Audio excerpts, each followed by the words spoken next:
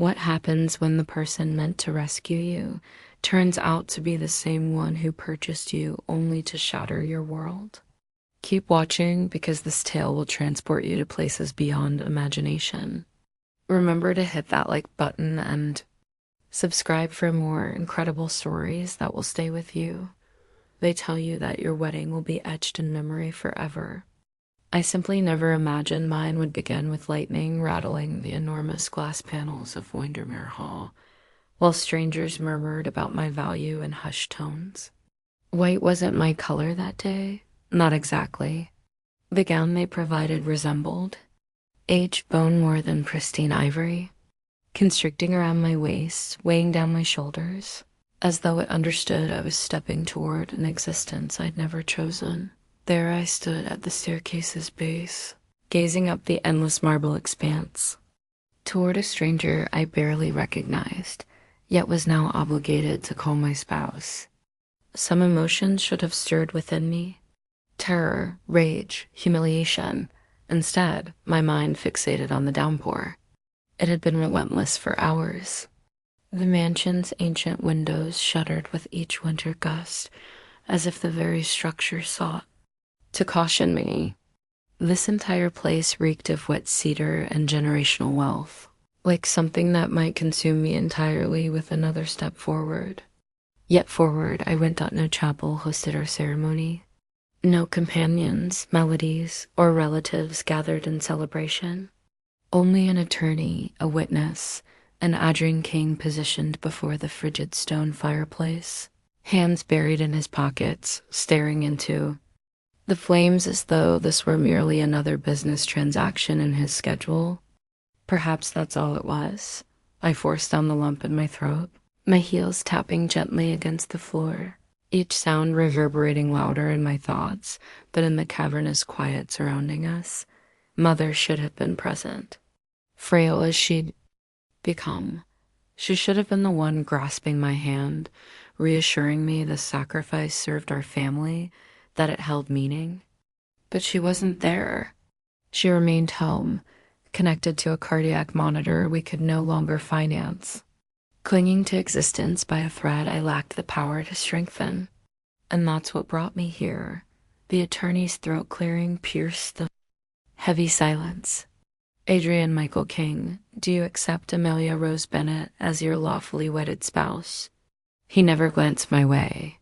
His voice, resonant and polished, sliced through the atmosphere like steel. I accept. It resembled a legal conclusion, more than a sacred promise. The attorney shifted toward me. I parted my lips, but words lodged in my windpipe. I shut my eyes briefly, searching for something, anything, to steady me. My fingertips discovered the rim of my pearl bracelet, mother's bracelet. I recalled her voice humming gently in the kitchen, the aroma of warm bread and cinnamon saturating the air. You are my sunshine, my only sunshine. I'd once despised that melody. Now I'd sacrifice anything to hear it once more. I blinked away the burning in my throat. I accept, I whispered, barely audible above the storm outside. We traded rings, mine. Modest, his substantial and golden. When the attorney declared us husband and wife, Adrien remained unmoved. He didn't extend his arm. He didn't kiss me. He simply turned and departed. I remained there momentarily, alone before strangers, wondering how I'd become a footnote in someone else's narrative. That's when I noticed it, the envelope resting on the mantelpiece, sealed with the ancient Bennett family emblem. It hadn't been there earlier. I looked around. Nobody seemed aware. My pulse raced as I approached, sliding the envelope into my dress folds when no one watched. .adri. Ian had already reached the staircase's midpoint. I followed, the letter pressing like fire against my ribs. He didn't pause at the top. He headed left toward the west wing, abandoning me in the dimly lit corridor. I slipped into the nearest sitting room, trembling hands breaking the wax seal. Mother's handwriting blurred as tears filled my eyes. Amelia, if you're reading this, it means I never revealed the truth about him. about what he did for me years ago. I pressed my palm to my chest, heart thundering louder than the rain. I continued reading, my throat constricting with each word. You were just a small child when it occurred. I had collapsed on the street outside the bookshop. Nobody stopped. Nobody cared. Except one boy. A boy with dark eyes and a tattered jacket who carried me to the hospital and remained until I awakened. I gasped for breath. His name was Adrian King. The letter slipped from my grasp, drifting to the floor like the final strand of a life. I thought I comprehended. I placed my hand against the window, staring into the tempest outside. I'd spent the entire day believing I was merely a pawn in a debt my family owed. But what if I was mistaken? What if I'd been his incomplete story from the beginning? I spent most of that evening pacing the corridor, clutching Mother's letter like it was the sole thing preventing me from collapsing. I read it repeatedly, tracing every unsteady line of her penmanship until the ink became a blur. Adrienne had rescued her, not just once, but in ways I was only starting to grasp. So why did it feel like I remained just another signature on a contract to him? The storm outside had softened to a steady drizzle by the time I found courage to follow him down the west wing. Every footstep echoed in my chest, louder than it should have in that vast, empty mansion's quiet. I discovered the door partially open, a sliver of golden light spilling into the hallway. I didn't knock. I pushed it wider, expecting him to be asleep or absent or anywhere, except standing by the fireplace with his back to me, rolling something between his fingers. Thought it was a scarf, not just any scarf. The old knitted one Mother had, crafted for me at 12, the one I believed I'd lost years earlier. I froze in the doorway, breath catching. How did you? My voice cracked before I could finish. Adrian didn't turn around.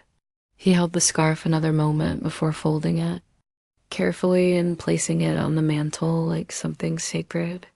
It's late, he said quietly. You should rest. I wanted to ask why he possessed it, why he'd kept it all these years, but the words tangled in my throat, heavy and useless. I stood there gripping the letter until he finally turned to face me for the first time since the ceremony.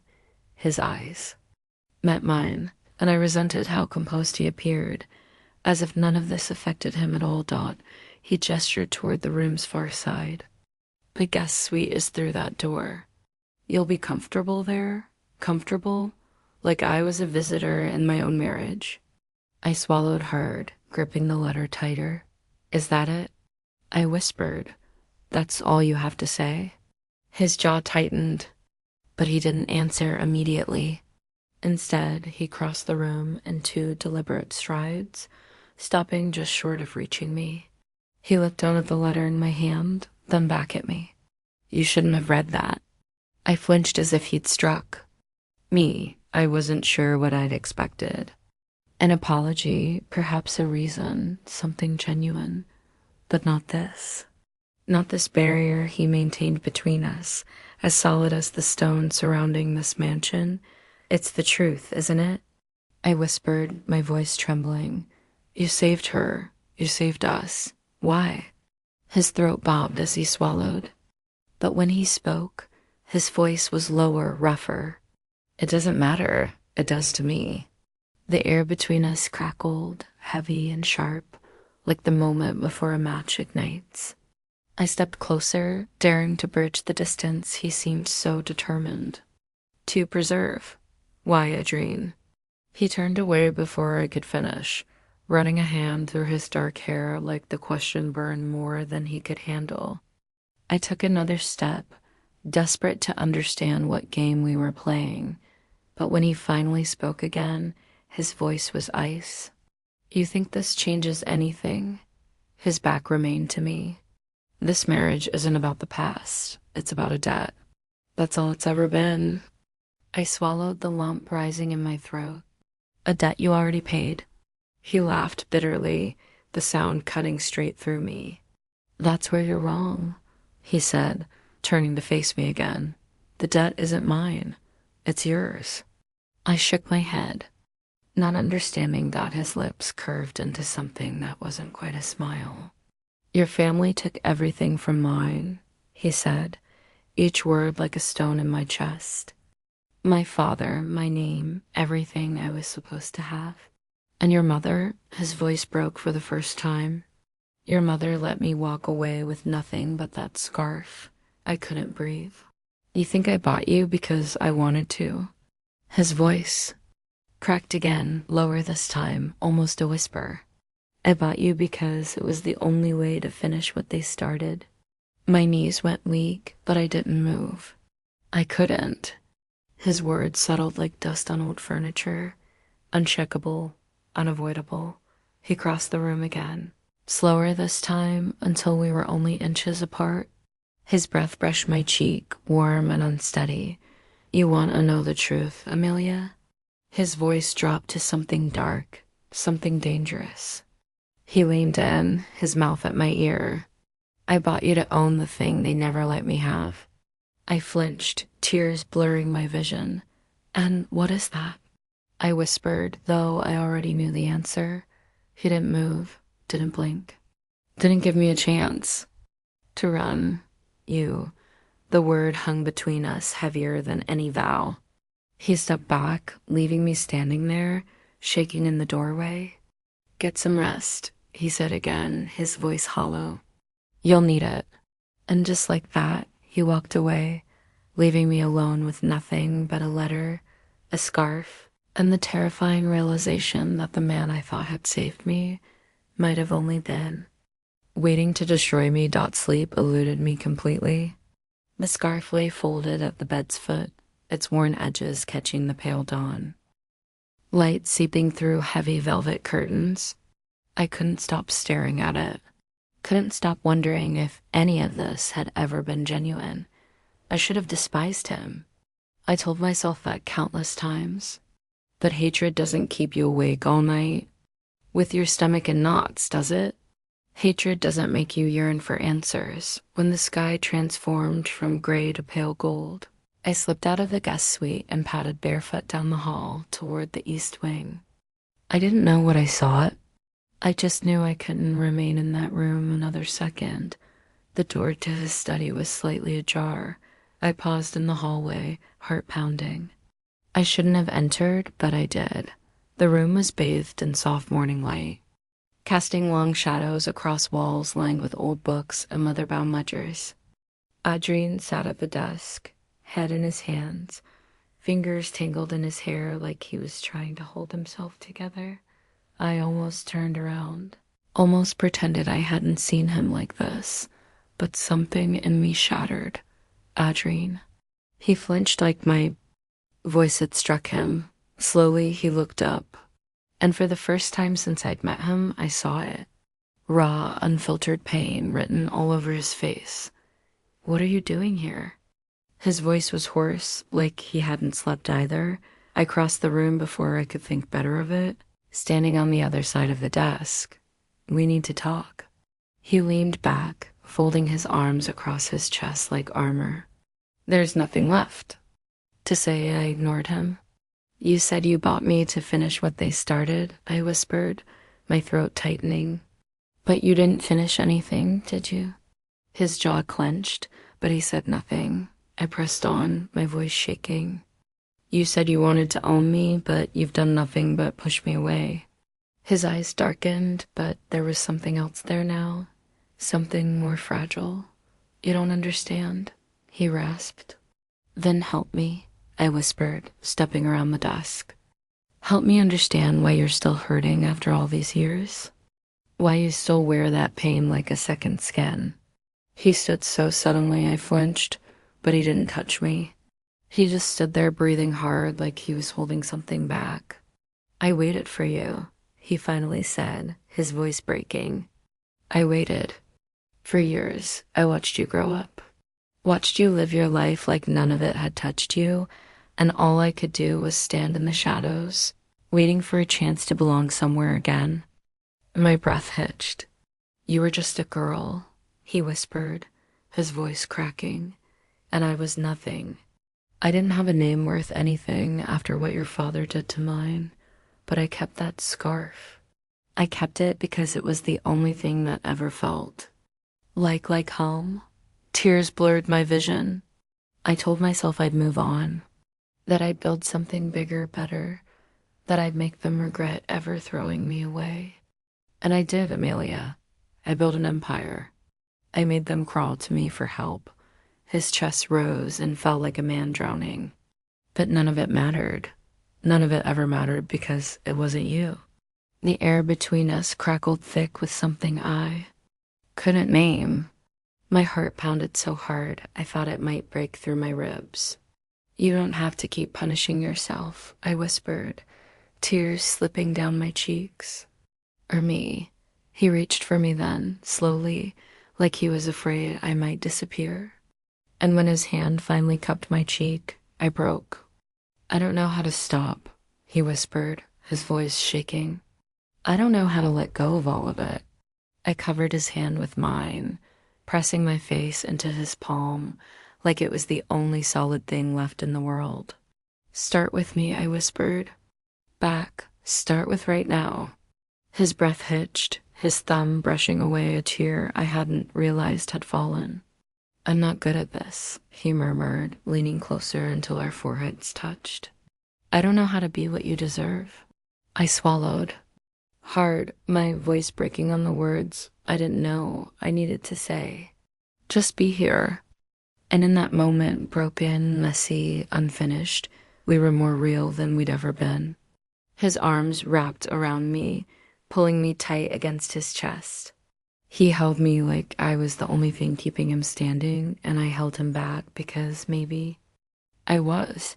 We stayed like that, just breathing for what felt like forever. I didn't know where we ended and the silence began.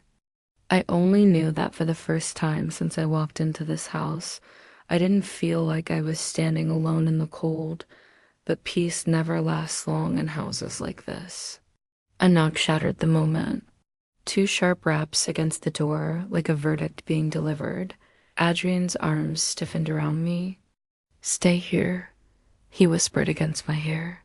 But I caught the shift in his voice, the tightening, the armor sliding back into place. He crossed the room and opened the door only a crack. I couldn't see who was on the other side, but I heard the voice, smooth, sharp, and laced with something poisonous.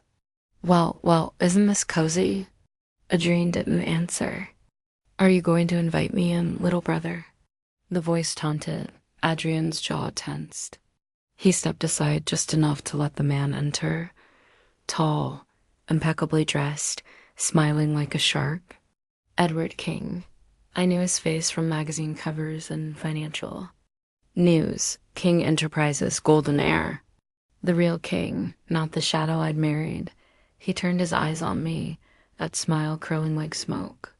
So this is the girl who cost you everything, he said smoothly, looking me over like I was a painting he didn't quite care for.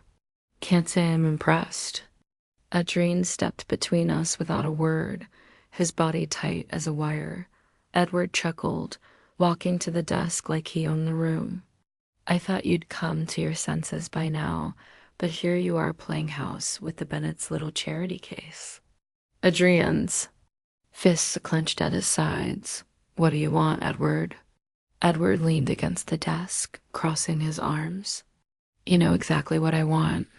You think the board's going to let you keep playing this game forever? You married her to save your pride, but it's time to make a choice. Adrian didn't move, didn't blink. Edward's smile sharpened. Annul the marriage. Sign over your shares. Walk away clean. I'll make sure the board forgets this ever happened. I felt the blood drain from my face. Adrian's silence stretched like a noose tightening around my throat. He wasn't answering. He wasn't fighting. Edward pushed off the desk and walked toward him, lowering his voice just enough that I had to strain to hear. You were never meant to have it all, Adrian. You were the mistake, the afterthought. You know it. I know it. And she'll know it soon enough. Adrian's knuckles turned white, but he still didn't speak. Edward's gaze flicked to me, cold and triumphant. "Pack your things, darling," he sneered. The fairy tale's over. I couldn't breathe. Couldn't move. Edward walked to the door, pausing just long enough to deliver one last blow. "Father would be so proud of you," he hissed, giving up everything. For nothing, and then he was gone. The door clicked shut behind him, sealing us in the thick, suffocating silence. I waited for Bunder to turn around to tell me Edward was wrong, that he wouldn't give me up like I was nothing, but he didn't. He just stood there, shoulders hunched, staring at the door like he'd already lost. I crossed the room, my voice shaking. "Say something." He flinched, but still didn't face me.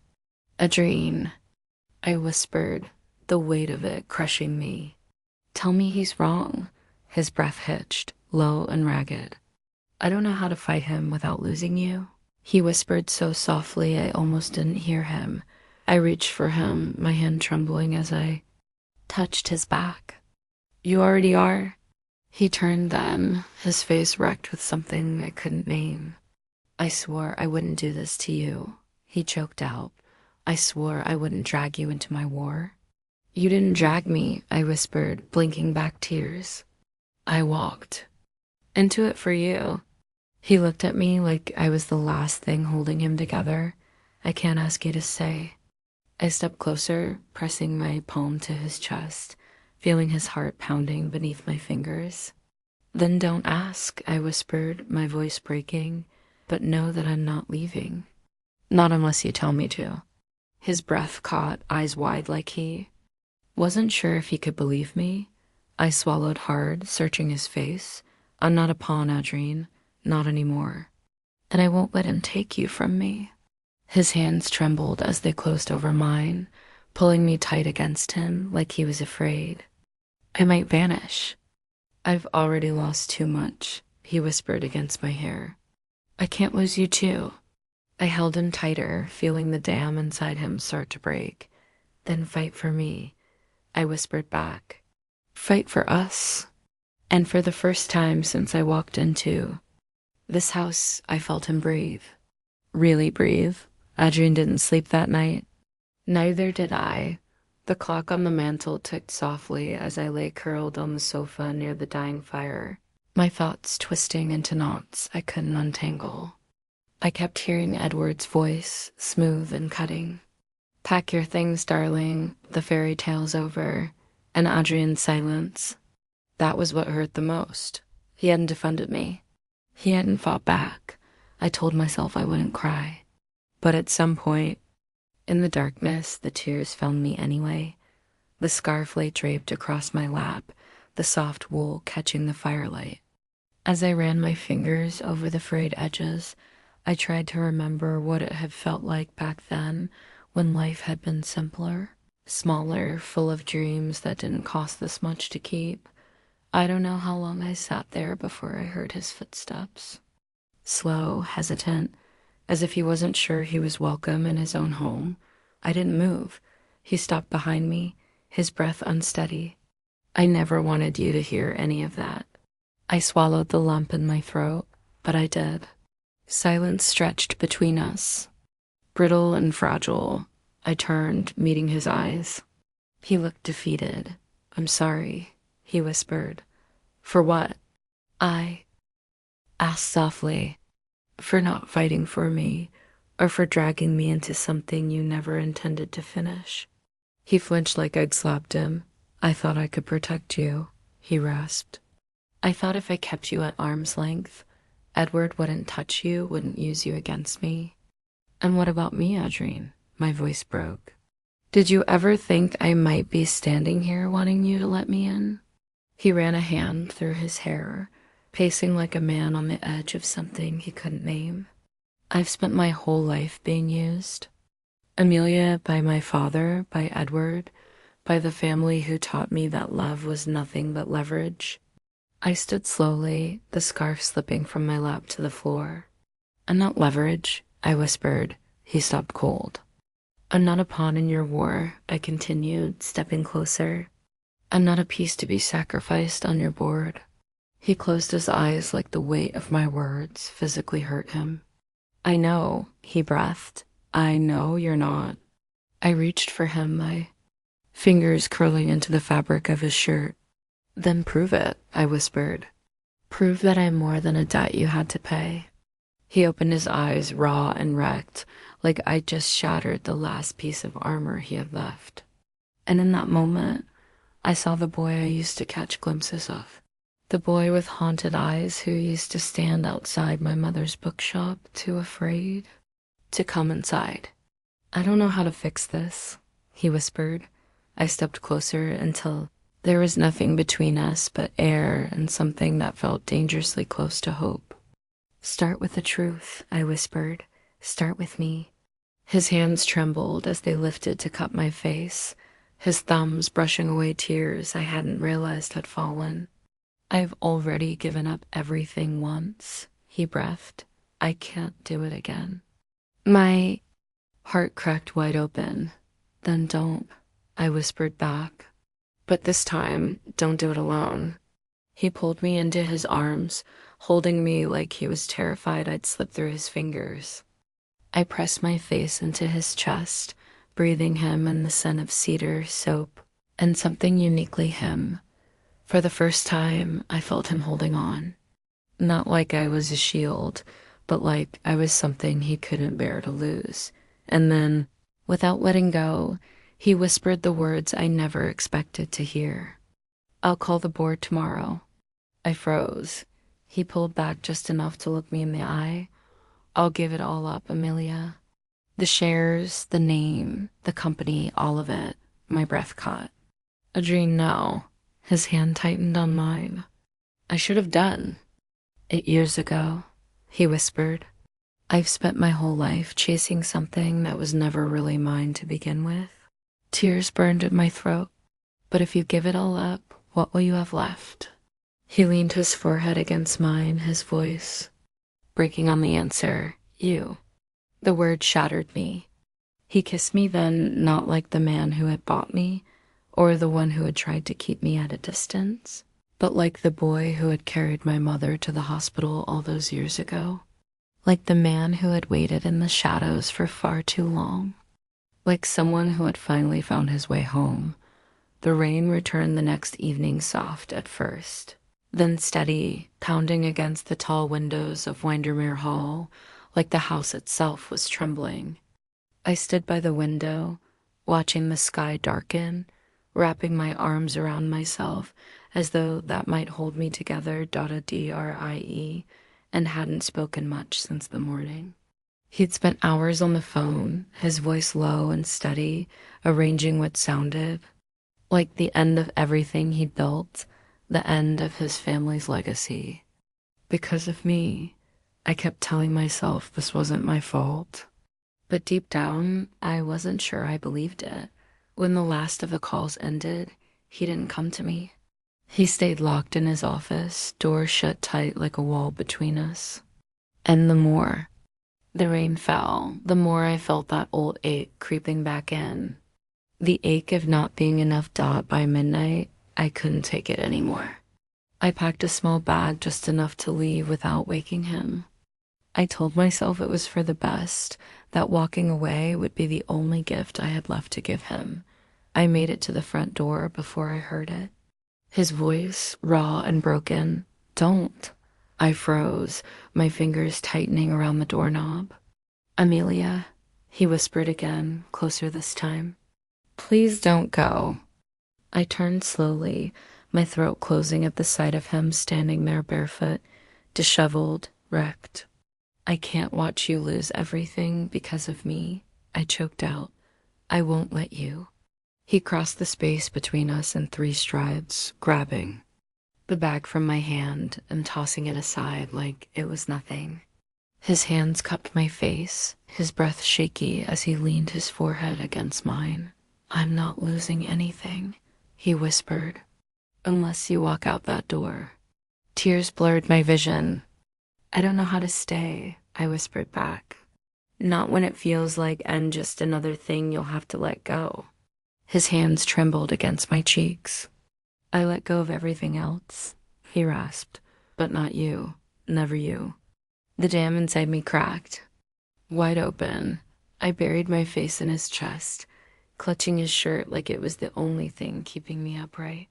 And in the quiet that wrapped around us, I heard it. The sound I never thought I'd hear. He was crying. Not loud, not messy, just quiet. Broken gasps against my hair, like he'd finally run out of ways to hold himself together. I pulled back, framing his face in my hands. "Adrene," I whispered. "Look at me." He did. And when our eyes met, I saw it. All of it. The boy who had lost his family. The man who had built a fortress around his heart. The soul that had been waiting all this time for someone to see him. I stood on my toes, brushing my lips softly against his. "I'm here," I whispered, "and I'm not leaving." The breath he let out sounded like a prayer. Without another word, he grabbed my hand and pulled me toward the front door. I didn't ask where we were going. I just followed, heart pounding.